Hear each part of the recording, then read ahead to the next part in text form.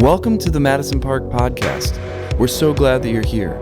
Join us each week as we recap messages, share funny stories, and take a deeper look at what God's doing in our community. If you have a moment, check us out at madisonpark.church.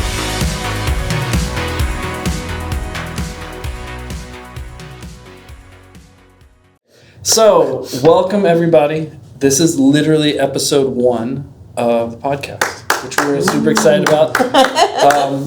And it's going to change and evolve, I'm sure, but what we're doing is talking about the message maybe in a little more depth. This first one, we're looking at the Pressure series. And so we're going to kind of do a little bit of a recap, our favorite moments and things like that, to help spur thoughts, conversations in small groups, in lunch, I don't know, whatever else people do. So my first question, episode 1, whoever wants to go. She doesn't know where to look or what to do. We're talking. I just want to giggle. Perfect. Well, welcome, episode 1. I'm looking at you and you're doing the thing, and you're doing the thing well. Kelsey's doing the thing. I'm so nervous. You just look at who's talking. And he's so attentive. I just want to giggle. I'm fighting to giggle, so I have tears in my eyes because it's coming out my eyes. I'm fine. I'm good. I'm ready. I'm ready. All right, great. This is what it's really like. So I'm curious, we are getting ready to have week 6 of Pressure. So we have 5 weeks of messages. Biggest takeaway for Pressure series for whoever wants to go. I feel like I should go so that nobody takes it. Is that You allowed I to feel be like how it's this unfair works? for me to go first. It's true. Because You didn't preach all the messages. That's true. I know, but I mean, anyway. You created the series, so I can tell you because I sat and talked with my dad about it recently because my dad watches us, which is cute, all the way out in California. But of all the people in the Bible, Daniel's the most unique to us because he's the one that he's not known for a mess up. Like everybody else, there's like a clear like oops moment. Yeah. For Daniel, it's literally just like we don't know entirely. 90 years of just steady faith and just owning the space God gives him, but never fighting for more. He just knows who he is, what he is, knows who God is, and just kind of walks through it. And I think if we're fighting pressure, maybe the pressure we put on is because we're trying to be more than what we're asked to be. And so maybe we just become who God wants us to be and live in a world that is just before us. So maybe it's okay to just be. I don't know. That's all I got.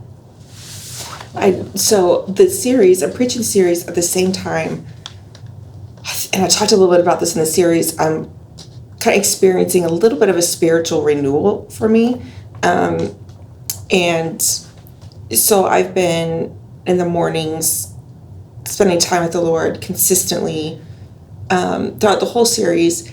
And one of my takeaways is what Daniel did, especially in Daniel chapter 6, is that right now, and you guys, you know this, like my schedule right now is cuckoo.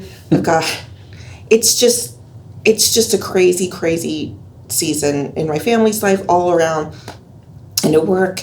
But I have a ton of energy and I'm more sharp mentally than I would have expected. And We say that as she laughs again. And as I expect. I'm personally shocked how aware I am. It's true. But I honestly think it's the discipline of the morning time with him. Like the Daniel discipline of praying, 3 times a day out the window. And I'm not saying it like, look at what I've done. I'm saying it as like a takeaway of a reminder God has to give me way too often. Mm-hmm. That there's like a supernatural thing that happens when you absorb and want more of God.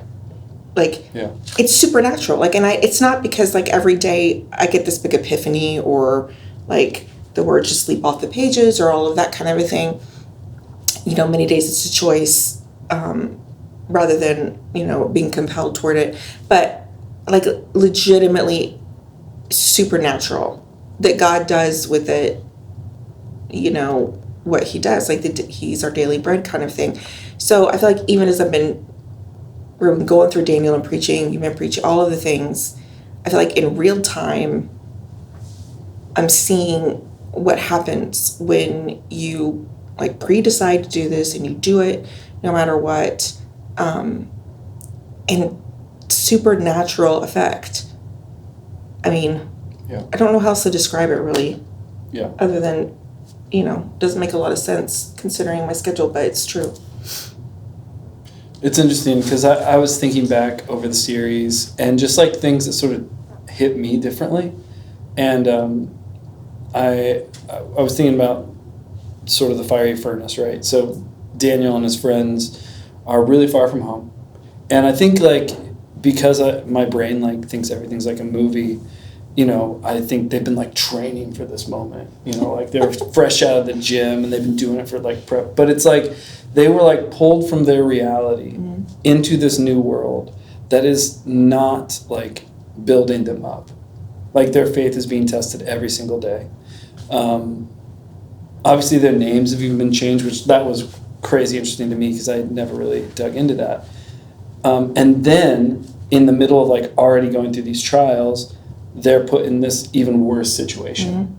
And I think in my own life, I've recognized like rarely is it like, this is a season of like spiritual preparedness and I'm gonna be so strong. And then the thing comes, it's usually like in the pressure situations where you're already like physically worn out or mentally worn out or whatever is when like these things happen. And it becomes, do you really believe God is who he says he is? And so I think I was just reminded like of the reality of God showing up in like the daily hard stuff, but then like the really hard stuff and sort of like, it was weird. It took the pressure off of feeling like there's this spiritual training for this big event that it's like, God's with you always, which was a cool realization for me. What did you think? Do you have a thought?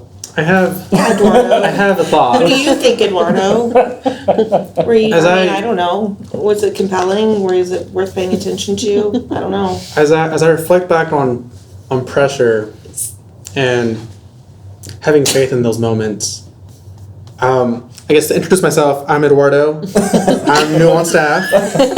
Started a few months ago. Eduardo, when did you find out you were going to be on this podcast? I found out literally when I walked in the door 5 minutes before it started. Talk about pressure. But no, as I look back on like how I ended up in the role that I am, there's moments where I knew walking into the job, I was super thrilled to be able to be a part of staff and take on the role and the mantle per se, but I knew I was walking into something that I've never done before. There's going to be moments where I'm doing stuff and I don't even know what exactly I'm doing or what it's for per se. Welcome to staff, Eduardo. Still here, don't worry. But no, it's just interesting to me how like even for me in this role, like day to day, I just have faith that stuff will get taken care of and that the bigger picture that we will get there by doing the smaller stuff, even if it doesn't seem pretty or it doesn't seem like it's super important per se.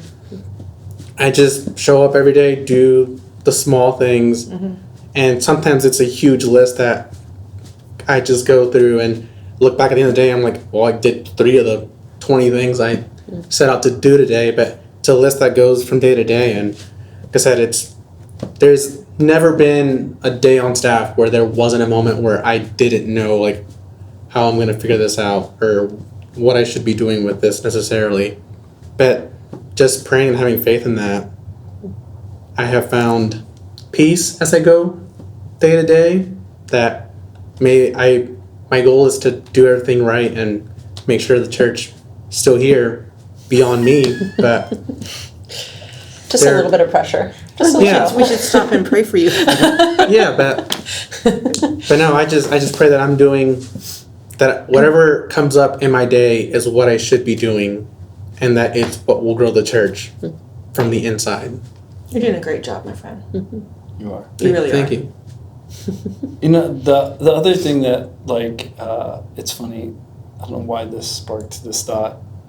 It's perfect. I'm excited. And you and I talked about this. Like, I like kind of grew up with these stories, and so one of the things I've never thought about, and I don't think the Bible's like funny, but like again, if you like visualize it, so like Shadrach, Meshach, and Abednego are getting ready to go into the furnace, and the scripture says that as they're entering it, the guards burn up. Yeah. And we were talking about this, like, why didn't they run? Like, they still willingly, like, went in. So these two dudes melted. And now they're like, they could be free, and they're like, we'll keep going. And, like, those are the weird things that, like, when you take a moment to, like, read it, you're, like, compelled by, it's, like, what God's doing in all of it. Mm-hmm. So there were, like, several moments like that for me in the series where, like, it was things I didn't recognize or, like, in the movie in my head, or like, that would be crazy. You know, like, how's that happen? Did you guys have any moments like that where it was? Well, that night, one of your volunteers, had a house fire. And I ended up at the house fire. Yeah. So at the end of that night, and I didn't listen to that message that morning because I was in the baby room. So I listened to the message the next morning after I spent time at this house fire with the family and kind of walking through things and finding homes and all the things. And I was listening to the message, and one of the things you talked about, you're like, they came out and they didn't even smell like smoke. Yeah. And it took me 2 or 3 loads to get the clothes I was wearing that night to not smell like smoke. And I went, Crazy. that's miraculous. Like, the little things you don't realize are these huge miracles, but we just read past them. And I wonder, like, how many little miracles do we have all the time that we just roll past because so be it. But even at that house fire, the amount of miracles that God had along the way in that story, how much credit do we give God for those little things? But so as I'm listening to you, I'm like, I still smell like smoke. Like, my hair currently smells like smoke. That's crazy. Like, that's unreal. So it's just bizarre. Like, the little things matter. Yeah, I don't know. that's wild. I'm curious. I already have one in my head because I've thought about this. I'm not going to go first. Can you think, like, funny high pressure situation where you either like killed it or totally failed? Did this series bring any of that to the surface?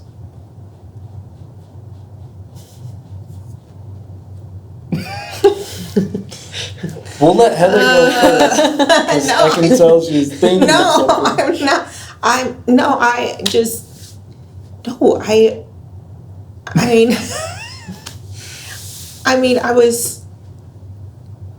feel like I'm in high pressure situations all the time. So I'm smiling because I'm going through the Rolodex of the amount of times that something goes sideways because I, am under pressure. And probably because we just talked about it.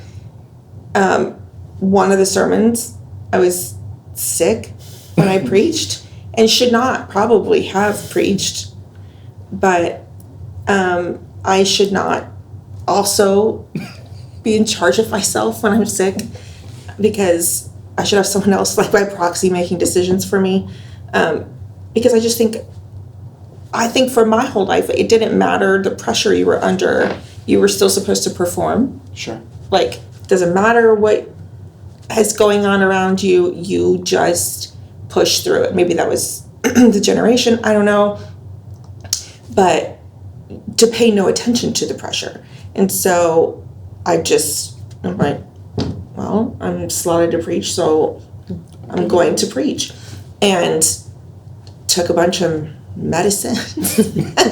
Great idea. Little cocktail. I drove there. Of some stuff and drove myself. to church. Drove to church. And I'm sweating. Literally, like, after I preached, my jeans were, like, soaked.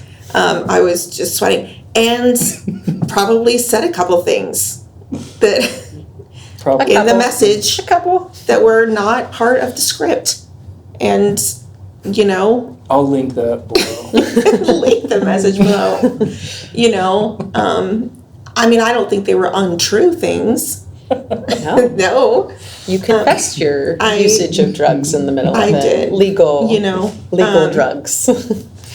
But Yeah, I think probably, I don't know, for me, and again, I don't know if this is a generational thing, because you're all millennials, so I don't know. You have to tell me. Gen Z. Oh, are you a Gen Z? Yeah. Okay. Like, like discerning what is pressure from, like when you're in a pressure-filled thing, and is a circumstance that God has allowed, and, you know, when you push through, when you don't, has been a journey for me. Yeah. Like when you go, oh, this is, you know, they're suffering and they're suffering for Jesus, you know, and when is it just, you know, pressure and suffering and you need to step back, or you need to step out, or whatever. And when is it, no, this is what God has told me to do, this is what he has said to do. So, I mean, I learned from that. Kelsey preached. The next week. The next time. It's fine. The next time. But I don't even know. Am I answering the question, or if I just no, I haven't. Well, I We went took it right, away from the didn't I? funny stories to the No. I took it reality. away. No, that's totally it. I mean, that I mean, in a similar vein, this was not what I was thinking originally. We've talked about this before. Originally, this was not. No. It answers the question, but like a lot of people know, like I have recently started preaching, and so I Yes. don't have a ton of reps. And I want to say it was like the third message. I had like planned this ending, and it was a little nuanced. And it like, I call it circling the landing, where it was like I started with this point and got here, and that point got here, and then I said this point, and like the first time around, everyone's like, yeah, it's so good. You know? And the second time around, they're like, still good. Well, I got in this thing where like I could not get out. Like I was in this sermon spiral, and it, like every time you circle it, the pressure goes up. And so I think at the end, I should go look. I think I said, I think I'm done. Like I think I just like, it was like I surrendered. It's over It's like now. I've reached the point of like, this has to stop. Was there a band behind you in this Probably. one? They're like, we're just going to redo They've that been behind intro. me for like 30 minutes. Yeah. You can see people behind you, the MD's like, we're going to just do that again. I don't know. What was weird was I'm not normally like I don't like get stressed like that, but I literally could only see this one circle of like thought and could not get out.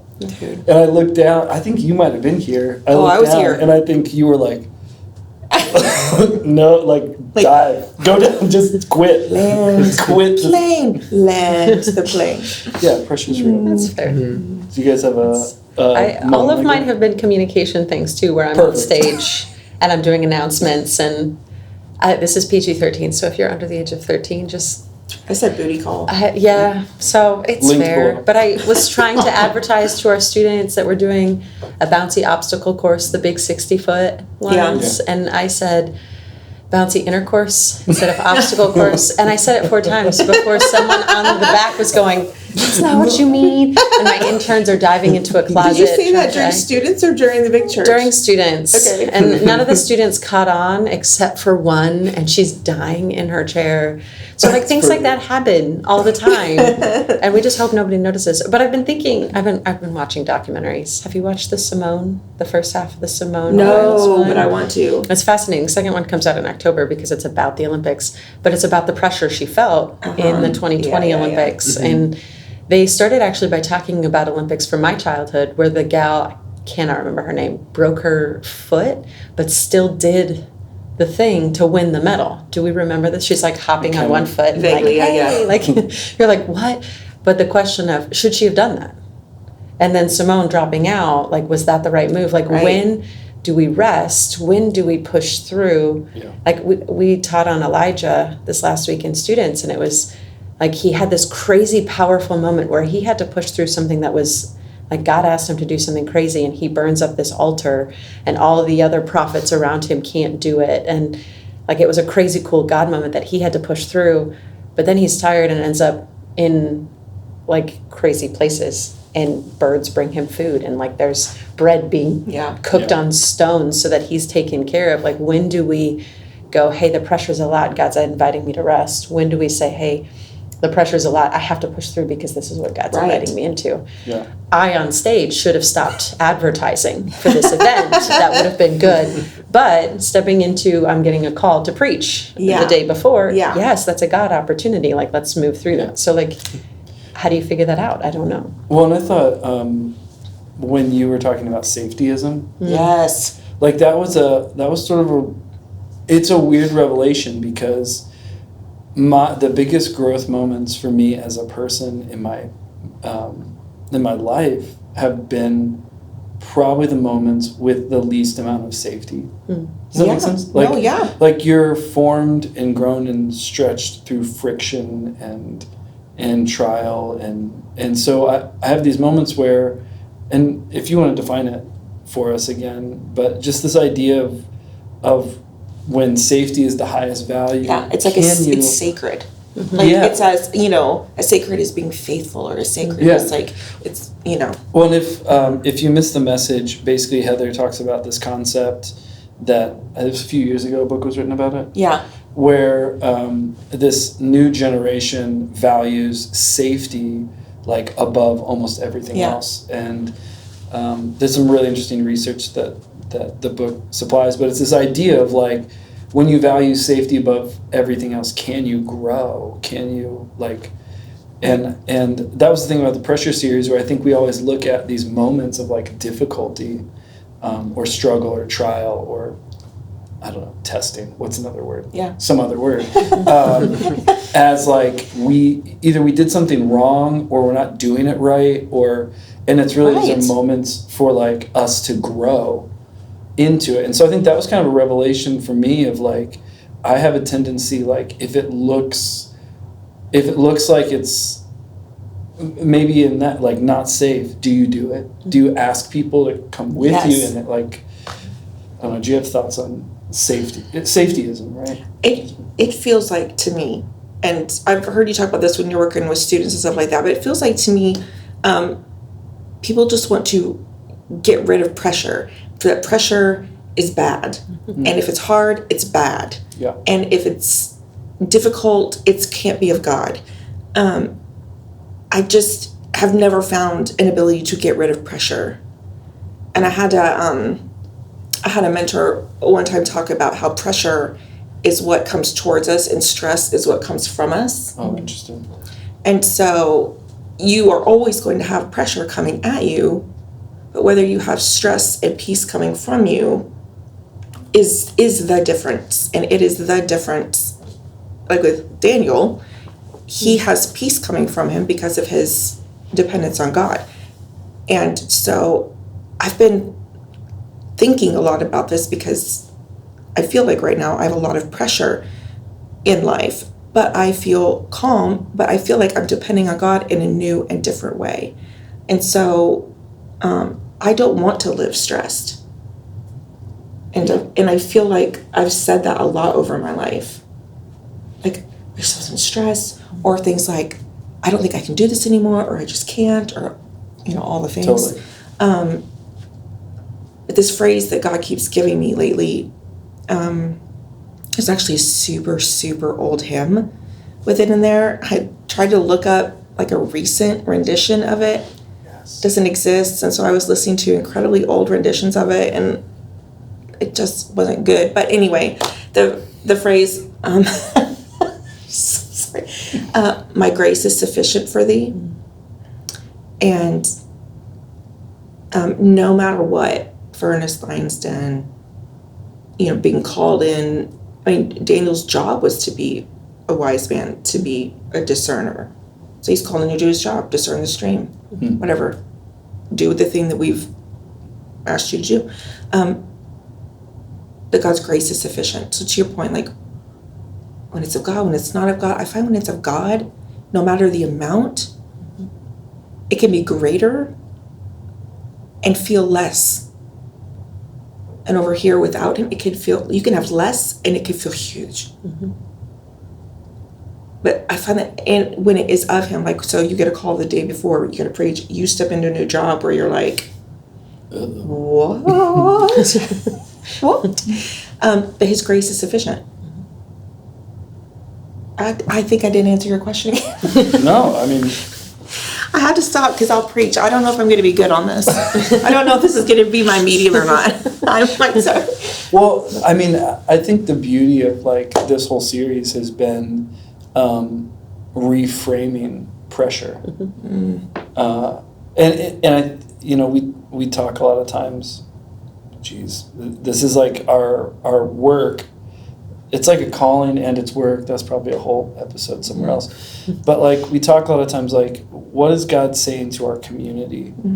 And I just think it's interesting in the last years we've navigated so many things as a church that like now we're talking about pressure and the opportunity that it is. I mean, That's true. I think that's been the biggest sort of reframing, of the whole thing has been pressure as an opportunity versus like a failure, a misstep, or like a conflict. I don't know if that's the best way to say that, but I'm just really compelled by the idea of pressure being this thing that allows us to let God be God. I feel like we see that all over these stories. And even like with this weekend, we're talking about the Lion's Den. And Thought it was compelling for you. yeah, well, it hasn't happened yet. What are we doing? Sorry, What are we no, doing? it hasn't happened yet. It was like I didn't know if I could say it. If I was like spoiling it, that's why I was like censoring myself. Like, can I say the word Lion's Den? But just the interesting thing of like viewing the Lion's Den as this opportunity to see God move versus a problem. There is a study done a number of years ago now. So by that I mean like 8. So not that long ago. But it's okay. On young adults, because young adults is a new category of human. Like we think they've been around forever. Youth have actually only been around for like 100 years. Before that, you were a kid and then you were an adult. Yeah. Like legitimately Yeah. in culture. Yeah. Youth ministries is actually a foreign concept. Well, young adults, we've just decided to keep creating groups because we don't ever want someone to be a full-fledged adult. I have an issue with that. It's a whole different thing for a different time. That's true. I had not thought of that. Yeah, well, it's fine. But part of that is because we don't want too much pressure for you, so we want to give you an out. Yes. But they did a study on young adults. This is so good. So sorry to just not bring this to you. We should be talking about this. We should do a It's series a on whole pressure. different thing for a whole different time. But they did a study on young adults and the pressure that they feel versus the support that they receive. And the moment where from youth to young adulthood, where they have more pressure than they have support, is where we have grown in anxiety. Like they can almost track where you're going to gain anxiety based on how much pressure you have and how much support you have. And they should be flipped, right? Like we should be. But I don't think so. I think pressure should go up. I think we keep trying to solve this problem when maybe the problem we actually need to solve is how much support. And so in student ministries world, my goal isn't actually to pull pressure off of students. My goal is to let them wrestle. But with a little bit of, hey, we have people next to you and alongside of you to come along and encourage you, right? Even Shadrach, Meshach, and Abednego had each other. And so how do we, instead of saying, hey, don't go into the fiery furnace, we say, go through this together. Be supported around. And so there's just been this interesting process in my brain of like, even as we're figuring out what young adults ministries can look like, instead of removing pressure or giving them a space where they get to do their own thing, like we're going to just cater to them. What if we said, hey, we don't want to take pressure off. We want to come alongside of you, and shifting the conversation a little bit, because pressure isn't the problem. The coddling is the safety net. Everybody's so isolated. Yeah. So how do we bolster without taking away the pressure? Because you need the pressure, otherwise you're never going to learn your job, right? Like I need the pressure or I'm not going to preach, right? Like that's the reality of it. So I don't know that was part of this, but as you were talking about, part of the reason we talk about students and young adults and pressure is they need it. Not a, hey, go to college, get the good grades, but what does it look like to live out your faith in school? What does it look like to still be honoring of who God is? What if that isn't going to college? What if God's inviting you into something? Like, how do we allow that pressure to exist in this space? Yeah. Well, it's like, again, it's like this idea that pressure is formative versus like fighting against what's forming you. I think that's the big thing, is like the view that I had was, pressure is sort of attacking you and maybe eroding what God's doing in your life. In reality, it's like forming you. Like it's the opportunity to do that. Because you got to imagine like these guys come out of the fire. Like, I mean, for me, I would be like, you know, we did it. And I'd probably also be like, who's the fourth guy? You know? But anyway, the point being, like, on multiple levels, that was formative. Like, for them as a group, like, it's like we can, like, God's going to show up. He can do anything. You know, as an individual, you're like, man, all these little micro pressures built up to this moment, like, look what God can do. To the people on the outside, this moment of pressure is like, they're God. Like, God came through. And so without that, like, had they run from it, all of those things would have been sort of destroyed and gone, and it wouldn't have had the same thing. And so I think that's a compelling idea of, like, the church looking more like support and less like a pressure removing agency. Yeah. And even look at, I mean, it's challenging, right? Because we all hate pain. But it's like, these are the things that form us and stretch us, which is cool. Okay, I just keep thinking, because you and I had a conversation before you worked here. And we were out in the lobby, we were talking. And so, because, I don't know, I feel like you get pressure, but you get pressure so much you don't know it's pressure. Like, your story, like your life story, like immigrant parents, you coming up in a new culture, you learning, I mean, you being bilingual, all of those kinds of things, like, you have existed in incredibly pressure-filled environments and have been, like, the pressure, like, has forced you to have to operate at a certain level and do certain things that are incredibly uncomfortable. Sure. I'm totally putting you on the spot. I'm here for it, no worries. So I'm just wondering, like, I want you to talk for a minute about, do you even, like, so you feel you're in a high pressure job, but I wonder, does it feel as high pressure to you when you've had a life of high pressure? Do you know that? Do you know you've had a life of high pressure? In hindsight, as I reflect back more and more on, like, my past and whatnot, you, like, shut off layers and realize, like, oh, that was this or this was that. But one thing I like see this through line through many things is that I've always stepped up into different things, and that's always come with different pressures. And my parents always raised me with, like, the only way out is through. So it's always been like, I gotta figure this out. This is gonna get figured out. Yeah. Doesn't mean it's gonna get figured out the way I think it will be, but I always like seeing things through, and that's the through line through many of the things that I involve myself in. And with the job, like, I guess after this many years of doing it, like, I feel pressure, but in the moments I just focus on what needs to get done. And then once that is done, or once I, like, check out after, like, in a day's work, I go on my way home, I'm like, that's when everything kind of weighs in on me of, like, I did all this today. And that's when I don't feel pressure in those moments. It comes but later. it comes later to me, like, oh, what was going on, or what was happening. It's more of I react to the present and what needs to get done, and then think about, And then you feel it later. think and feel, yes, about what is, Yeah, I think that makes sense to me.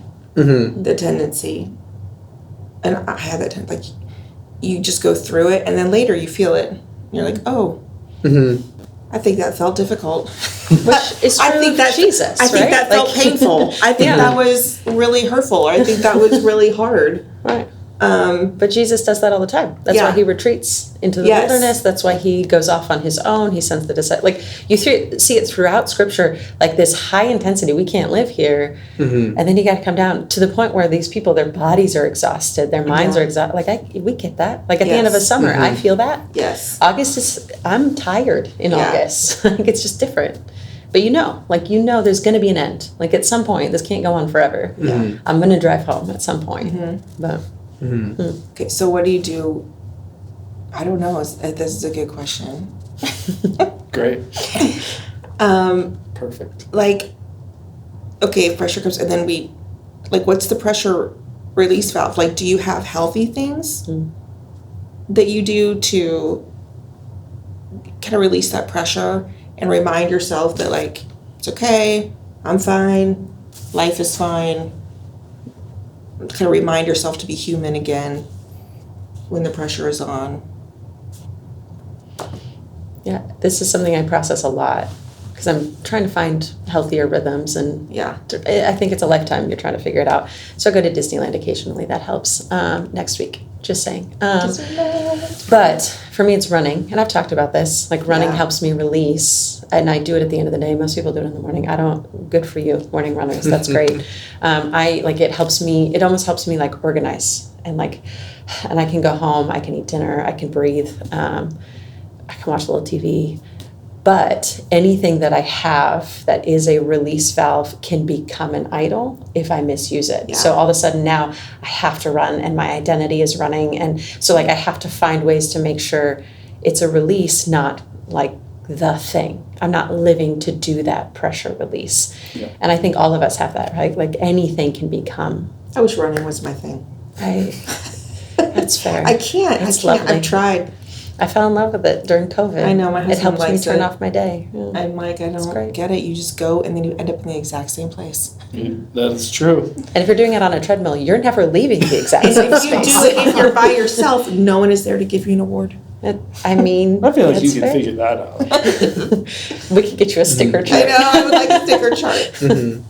But yeah, I think of it all the time. I'm supposed to be, and my therapist wants me to be finding fun. Wow. Or like, So running is not it. Got it.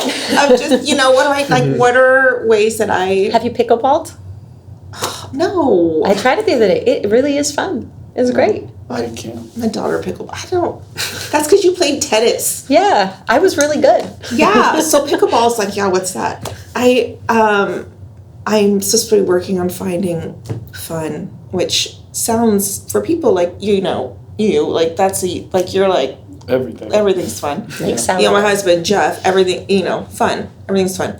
I have to work on fun. I do have to work on fun because it can get so intense, pressure of life. I just can get, Yeah. and then it comes out sideways, like I'm fine and I'm calm and I'm not even a yeller or anything like that. And then in one moment, like, bam, I'm just, I don't know what I want for dinner. I mean, it's just. I want you to want to know what I want. You should know what I want for dinner. How do you not know what I want for dinner? That would be fun. After this many years. Yep. Have you found things? Pokemon. Okay, I'm gonna give you do you puzzle? Have you puzzled? Coloring? Oh my gosh. I do. This is running the gamut of age range. It was like 86. We started with Then adult, to 3 and then years. we're down to preschool. I just want to keep everyone guessing. So I do a Yeah, little bit from that's every fair. generation. That's fair, that's So I fair. puzzle, Okay, I so- color, I run. It averages Okay. out. Those are my So- favorite. And I TV. What I find, great. I feel is kind of cathartic. If I could find a way that I laugh so hard that you have tears, laughter or finding or being in situations or moments where I just laugh really, really hard is so cathartic for me. Because my work is often so serious and intense and unpacking and leading and all these things. I love the lightness of laughter. This is so boring. This is so boring. Yes, here it goes. It's so boring. So ready. Laughing. Your fun thing is laughing. Is that You play the ha game? Ha. Ha ha. ha ha. I didn't even know that was a game. Oh, it's a game. It's a game. You go around the corner, around the horn, and it's a corner. I would say ha, he would say ha ha, you would say ha ha ha, until everyone starts laughing. We're gonna do that in the next staff meeting. Okay, perfect. 100%. Okay, this last staff meeting we got you laughing. I know. And because fighting. Eduardo started a like fist fight with me. That's another Hold on. episode. Don't hold on. We'll show you the footage. Don't even say started. We'll link the footage below. Don't even say started. I was provoked. Okay, here's my boring thing. I read like fiction novels. Interesting. It's not boring. It's not boring because it like relieves pressure because I don't have to solve these people's lives. Okay, but what I do don't have you to what do fix you that. like romance novels, like murder wow. mysteries, like do you I have want- a lane? Oh, we're not talking. Oh, We keep talking about this because it's embarrassing. never mind, cancel. It has. Okay, I don't want to read things about real people because I want them to be like So fantasy. fairies. Yeah. I don't know why she's laughing. That's great. It's because I'm just waiting on you. to say something. I'm not gonna say anything. It needs to be like fairies. Like fairies. What is not fairies, but is like fairies? Is what I'm thinking. Fairies. No, It's you fairies. know, like, I She's don't- reading Tinkerbell. I. Tonight. Just like these choose your own adventure novels are great. Okay, those are fun. We'll move on. We'll move on. I just I just learned want to something say- about you. This was fun. Thank you. She said, "I want laughing is fun." It is That's fun. That's my favorite. But If I can find a way to laugh more. because here's what I have to do because I am an introvert. So, but if I could be like with really a few or just think of a couple like really good people that I trust, and you just you laugh so hard in ways you wouldn't laugh if you were with like Your husband. 50. Jeff is funny too. Jeff is We know. funny. Jeff, you're funny. I know. Yeah, I never. Yep. You're welcome. And now I'm just filtering. I'm filtering. Which is why we have a podcast. I don't know to why offer we're all you a looking space at to me anyway. laugh. There's three other Yeah. people here that I'm sure have things you do and you feel the pressure mounting and you're like, I'm gonna go. You build stuff. Don't you build stuff? Mm-hmm. Yeah, I could. And you do. You become an expert in sourdough and Oh, you pizza. bake bread? Yeah, I don't do sourdough. I do baked bread. That is true. That is Yeah. that is true. Every Sunday, pretty much. Yeah. Yeah. I make Okay. some- I found. No. I found that like to step away from pressure. For me, it's finding a way to turn off my mind. Either that be completely just like doing like exercise, like running or lifting, that helps me just further detach from work. But also We to talked relate about running shoes. to relate to Steven though, sometimes if I find a curiosity in something that I like enjoy or I feel some sort of like pleasure Yeah. of looking into, like I know like I do lighting for the church and we have an upcoming project that they have me helping on, and that's something that I just kind of was curious about and took on, and it's kind of something that also, even though it's still for air quotes work, it's detached enough from what I normally do, and I'm curious enough to like figure it out and look into it that it gets my mind out of the pressure that I got going on day to day. Because they say, who is it that said this? Somebody said it. Great. Yeah, that if you work with your mind, you should rest with your hands. If you work with your hands, you should rest with your mind. It's true. I didn't say anything. I literally was just looking. That's true. Yeah. I do like to paint. I was gonna say art is also a good one. I do like to Which wa- art I is do a like good to one watercolor because you paint. get to do stuff with your hands, but you're releasing from your mind without even realizing. Like you're putting it somewhere. Like it now belongs. So like painting and drawing, it's a thing. During COVID, I did a lot of paint by numbers. Oh, I like that. Have you done the little? I mean, it's good. It's like a little jewel one where you like pick up like 1 or 2 jewels at a time. You just put them in the right. That it looks feels miserable. stressful to me. Those of you that do it, great, but I couldn't. I don't think so. Uh-uh. That feels. I was gonna say paint. the only thing I'm like the way my brain's worked or works currently, probably will continue to work, is I don't really stop. And so like looking back over this series, I think there is a moment of like reflecting on the pressure and being able to go like, I did grow through it. God showed up in this way. and making sure those things are sort of like, I hate to use the phrase because it's so cliche, but like this point of like a stone of remembrance, like remembering Yeah. what God did in that. And I know we have 1,000 things every day, but there's something to, and maybe that's what happens when you run or when you laugh or whatever it is, that it's like you sort of are able to look backwards and go like, I'm different because of these things, and God has proved himself faithful in this way through this. And I think that's a really healthy way to process it. And I know because I'm a little like, I like to be moving and doing stuff, I have a really like bad habit of not doing that. So anyway, guys have any closing thoughts? You want me to wrap this thing up? We could talk forever. Yes. So, Well, if you haven't joined us yet, we're finishing up a pressure series this weekend on Daniel and the Lion's Den. I already spoiled that, which is great. But you can catch us back here next week. Also, if you think something fun for Heather to do, that's age appropriate. No, Please I'm gonna get all comment these. below. in front of your door Send is it just to going to me. be a pile of like projects for you to try. Oh no. She's not looking for advice. I am fun. Yes. No, Yes. nobody said you weren't fun. You said you were looking for fun. I know, it's true. It's true. Well, you just have to What try if a you bunch of could? things. Would it be fun to like make fun of runners? Like you could sit on the curb in the morning. Yeah, and probably, stuff. but I feel like that would be so mean. They wear headphones. If you could do it in the morning, then I'm guaranteed not to run in front of you, and then I feel safe. So Safety first. safety first. That's not the kind of pressure I need. I don't need to run past a Heather who's laughing at me. It'll make me But run you faster. would laugh. I would. And I will run faster. You all To act get like away. you don't know what I'm talking about. You know the difference when you laugh like deep, like hard, like your belly laughing, and when you're just like, oh, it's different. It's true. I do. This week in staff, we belly laugh together. It's different. That's true. Yes. All right. Well, we love you guys. We'll see you next week. Bye. See ya. Thank you so much for joining us. For more information, find us on socials or visit madisonpark.church. We'll see you next week.